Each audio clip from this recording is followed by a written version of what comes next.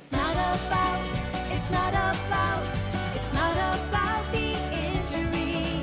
It's not about, it's not about, it's not about the injury. It's about the recovery. It's about the recovery. And hello again, once again from the Red Chimp Studios. This is the Paul Padda Podcast. I'm your host, Michael Humphreys, and today we're very happy and pleased to have someone who is a multifaceted lawyer here in the Las Vegas Valley, and she wants to broaden her background even more because she's running for district court judge. We'll talk about that and other issues, but let me introduce to the audience Miss Dawn Throne. Hello, Dawn. How are you? Hi, I'm good. How are you? Welcome to the Paul Padda Podcast, and thank you for coming. You're also here to talk about child support, right? And the fact that you're on this committee that deals with child support. Is that not correct? Yes, we have a committee that was formed in 2017 to review and revise the child support formula, how people's child support is calculated.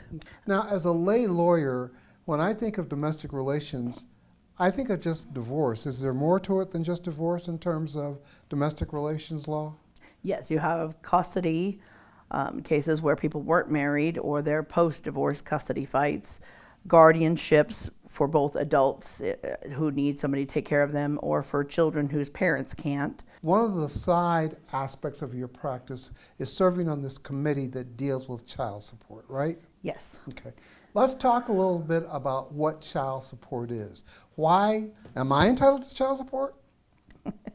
It's an obvious question, but maybe some of our viewers wouldn't know the answer. Well, if you have a minor child who you're raising and the other parent is involved in the situation, yes, you could get child support. Right. So child support is for parents of children who are under 18. Right. And help them take care of whatever a child needs. Children are very expensive. I know my daughter is expensive. Clothes, housing, food, medical care, all of those things. Child care would be included. Extracurricular activities that children take a lot of money to raise properly. Because just to state the obvious, simply because the couple couldn't make a go of it doesn't mean that the child goes away. The child still has financial needs that need to be met. Correct? Right, yes. So the custodial parent needs and is entitled to financial help from the other parent. Right. And what are the circumstances of the child support? And let me, because I can see you may not know where I'm going. There's shared custody. Then there's custody when one parent makes more than the other. Talk about those distinctions. Well, the first kind of physical custody is primary custody. That means you have the child in your care more than 60% of the time. Right. That's easy. If you have primary custody, you're the one who is entitled to the child support. Right. The harder situation is where parents share custody. To have shared custody in Nevada, you have to have 40% of the time or more. So it could be a 50-50 share, it could be 40-60. That's called shared custody. Then you look at both parents' gross income, and the parent who makes more will end up paying child support to the other parent. Yeah, and the two primary factors, as I understand it, when a judge is awarding custody is the number of children in the house, right? Awarding child support. Yeah, what did I say? You said custody. I'm That's sorry. much more complicated. I meant child support. Thank you for that correction. Yeah, child support, yes, is gross income and the number of children. Okay. And can you just make a willy-nilly, for lack of a better legal term, determination as to how much child custody should be, or is there a formulation, or a formula? Since the 1980s, every state has a formula of some sort that helps calculate child support. That's mandated by the federal government because child support orders used to be willy-nilly, as you put it. Right. One family might get a lot, another family doesn't get enough. They were all over the place. So the federal government, as part of helping states provide welfare benefits to the state, said, no, you have to have a formula. It didn't tell you doesn't tell the states what the formula has to be, but you have to have a formula that can be applied to everybody to keep it more fair and balanced. That Right. It's not whether the judge likes you or not likes you on that day. It's a set formula based on income, your ability to pay. And in your role as an advocate, what do you do if you have someone, let's say it's not shared custody, let's say there is a couple where one is earning more than the other and you represent the party who is not earning as much as her partner, that they have dissolved the relationship. Where do you come in? What do you do as an advocate? As the advocate, first of all, is find out the gross income.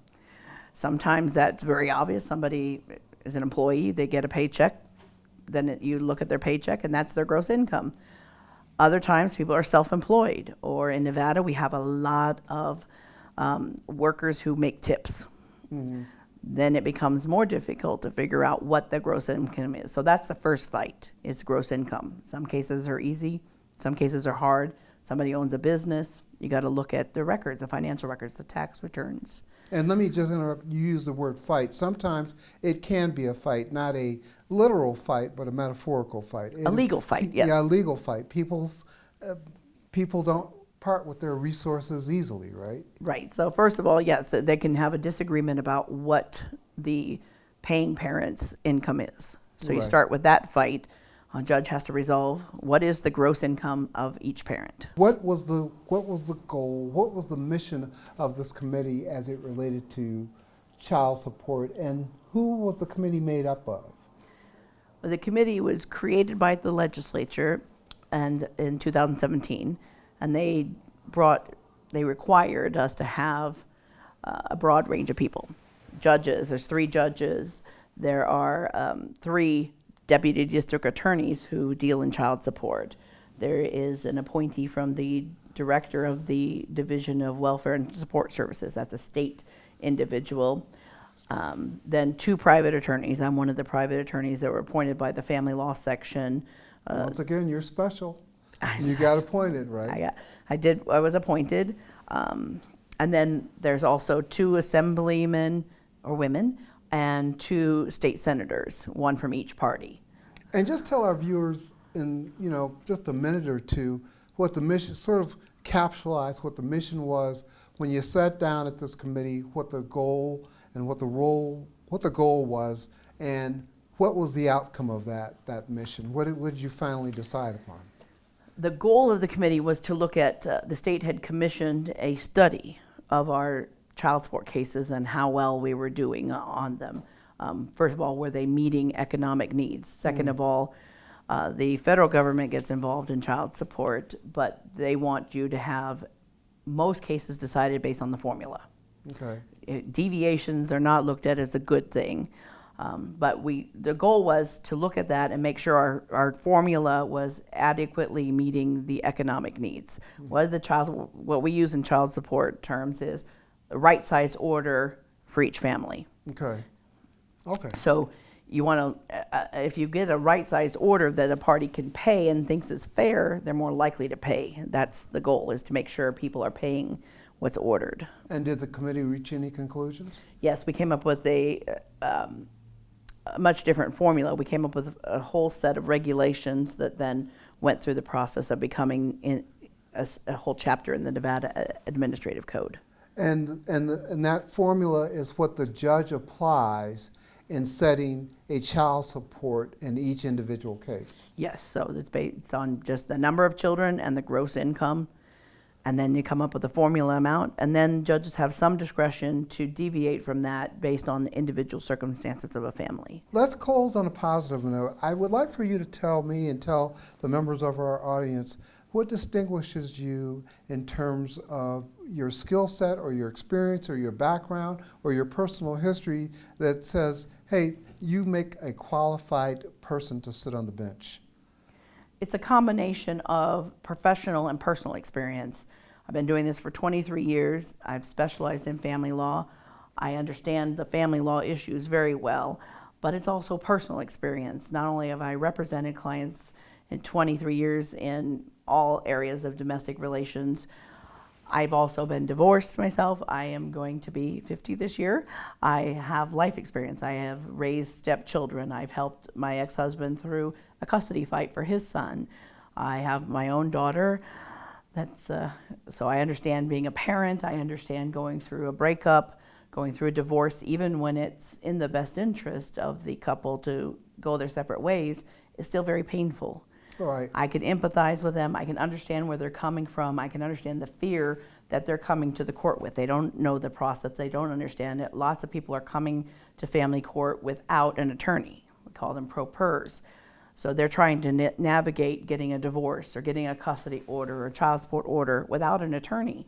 I can understand where they're coming from and help get them through the process as efficiently as possible. I think a good family court judge is one that can listen to people, hear them out, let them have their day in court, make a fair decision that's based on the law, not based on who they know, what their background is, whether they're female or male. You make a fair decision that complies with the law, and then you get the case efficiently handled. People Right. are in crisis. The longer they're in court and fighting, the more stressful it is, the more costly it is. It's bad for their children. So efficiency is a big platform for Moving me. through the system. Get them quickly, through the system so they can get on the other side, so they can heal, and get on with their lives. go on with their lives, be happy, take good care of their children, be good parents. Correct. Well, you have offered our audience a lot of good information, a lot of good advice.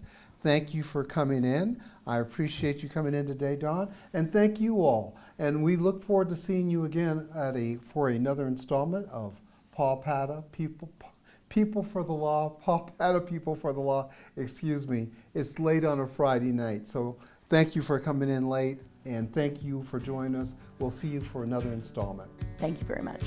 Thanks. It's not about